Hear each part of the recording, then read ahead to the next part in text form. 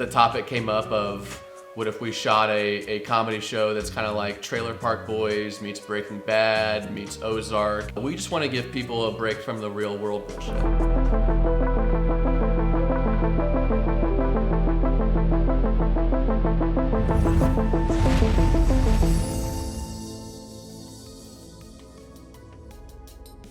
The moment that I realized Hillbilly Hoosiers became a business rather than a fun project is when the backers got involved.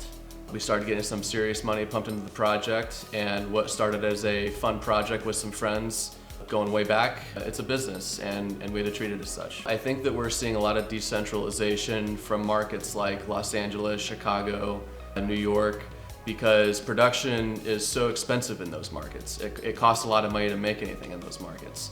Whereas a market like Fort Wayne, Indiana, there's a lot less investment involved in terms of upfront money. We don't need permits to shoot on a lake. We don't need to be involved with unions to attract talent. All of those things drive up the cost of production in big markets. And I think that the reason that we're seeing so much decentralization, people moving away from those markets, is because it's just cheaper to do it elsewhere. If a studio approached us and wanted to help make the show, but needed some sort of control, we would need to be very clear about what exactly type of control we're talking about. Creative control is very important to us. We hired Jackson Colvin. He's a stand-up comedian out of New York City. And we hired him because we trusted his vision. We believe he's a very talented writer and director. And so any sort of control that involved removing his ability to be the creator, we would have some serious reservations about that. But there was a point in the project before the backers got involved where if we were in contact with the studio and there was some serious interest, I mean, we'd have to give some faithful consideration to that. I think that you can arrive at decisions a lot quicker when there's less cooks in the kitchen, so to speak. I think the main idea of decentralized production is you're getting away from the boardroom full of MBAs making decisions who may or may not have ever been on a film set in their lives. And instead you have one or two people who are making creative decisions, such as myself as a producer and Jackson as a writer and director. And of course we get the cast involved in some decisions too as it relates to their characters. One decision that we made pretty early on is just someone in my position having to wear multiple hats. It saved us a lot of money by not having to hire someone to coordinate the travel or do accounting full-time, bookkeeping full-time. And we didn't even have someone keeping track of script continuity and things of that nature. Those are all things that I either did myself or with the help of John George, who was a second AD. The biggest risk would just be making the show in the first place. I remember having a couple of discussions with people in the industry about it before we even entered pre-production. Things along the lines of like, hey, like I might do a comedy show like this and here's what it would cost, here's how many days and all that. And I think most people thought I was crazy, especially for being at the age that I was. I don't think that anybody really believed that a 25-year-old was capable of producing a show like this with the efficiency in the production and just being able to finish on time and under budget. I don't think anybody really believed that a 25-year-old PA, which is the position that I was on some of these environments, was capable of something like that. And so I would consider the whole show as a massive risk, reputationally, financially, all that. This should be a fun show to work on. It should be a fun show to create, and it should be a fun show for the audience to watch. I think when we're talking about comedy shows particularly, if the crew isn't having a good time, if they're miserable for whatever reason, it's gonna bleed into the product. And so we wanted to make sure that we were doing the right things to make sure that everyone on the crew side was having a good time with making the show. And that goes for the cast, that goes for our amazing location hosts, it goes for everybody involved in the show. We want them to have fun, and I think that truly is represented in the product. Jackson did a really good job writing these scripts. He killed it as a first-time director, and going into the second season here, we're actually giving him a lot more freedom to cook, as the kids say these days. If we want to keep coming back and doing this show year after year after year, we're gonna need to make some money. And whether that takes the form in selling the show to a network or a streamer, or self-distributing on YouTube or Amazon or Tubi, platforms of that nature, however that looks, we need to be making profit so that we can keep making this show. There were some real life inspirations behind the show.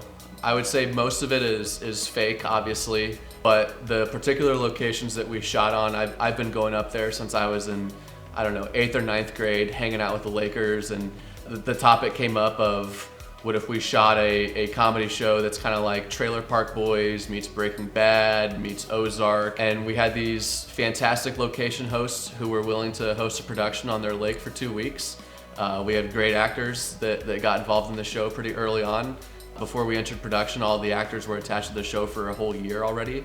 And so that was plenty of time to watch some of these sources of inspiration, talk to the people who live on the lake and have been friends with me for years and years and years. We settled on the format of mockumentary comedy primarily because it's just cheaper to do it that way. I spent some time working on a network reality show for a year, actually, and it's a very small crew. I think for people who mainly live in the scripted world like I did before, it was kind of jarring to go from a scripted crew where you might have 50 people on the crew to a reality crew where there's 15 people on a big day. I mean, we're talking about a camera department of 4 people, a 1-person sound department, a group of producers, and a 3 or 4 person production department. Very, very lean, but very, very efficient.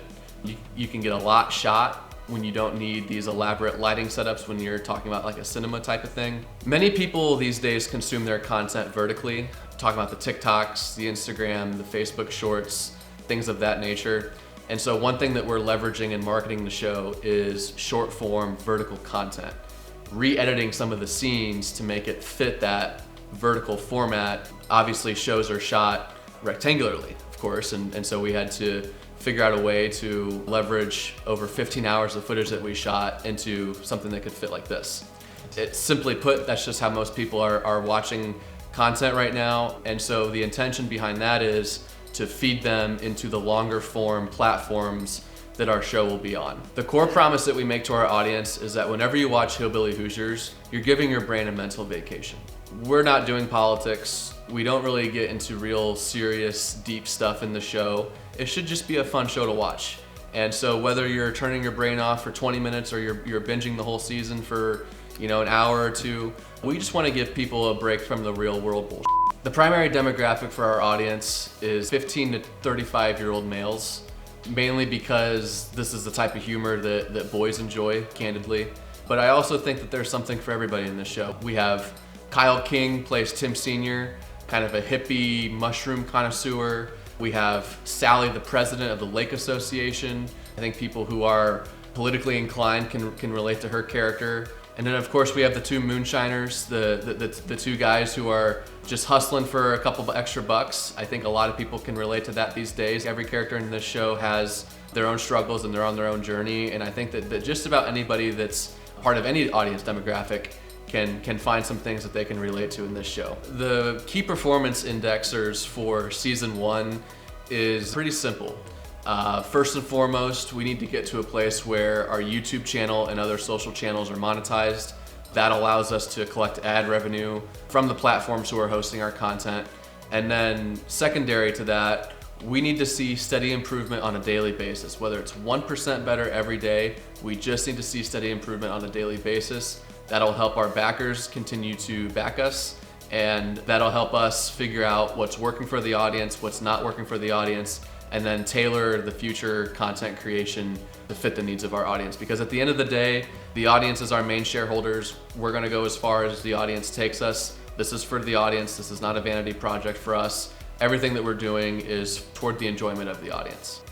Hillbilly Hoosiers is produced under the Intravision brand. Our long-term goals with the Intravision brand are to produce several movies and TV shows, original stories, original intellectual properties, marketable intellectual properties, and stories that can sustain for years to come. We have a show in development called The Crossroads, which is a high school football crime drama, like Friday Night Lights meets Ozark. That's a fun one that we're excited about. We also have a sci-fi called Apocryphic, which is a allegory for the 12th century penitential wars. All of those shows have potential to run for years and years and years. My expectation with Hillbilly Hoosiers is that it runs for at least 5 years. I think it could go longer than that too. Ultimately, we are creating assets that are profitable and can work in the long term. I think the unsexy realities behind producing indie content is that it's a grind. And you have to wake up every single day with the expectation that everything that you do is going to work out, almost to a delusional sense. But you also need to understand too that all that time and effort, blood, sweat, and tears, it could very well amount to nothing.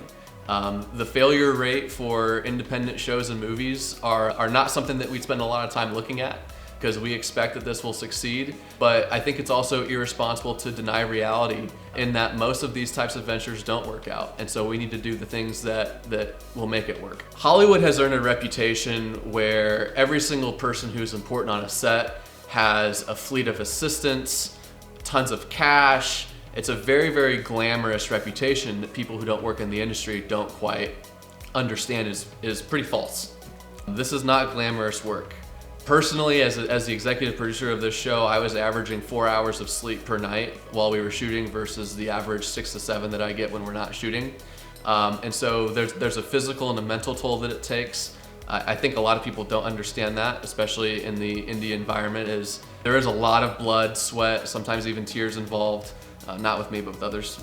But it's hard. It's hard work. It's hard work. And anyone that's coming into this type of work assuming that it's going to be easy, or that there won't be challenges, or that there won't be hardship or unexpected issues, you may look for other lines of work, because it's hard. It's hard, and there have been some highs and lows that I can personally speak to, and the highs can be very, very high and the lows can be very, very low, and sometimes you could be super high up one day and then you're hitting your low the very next day.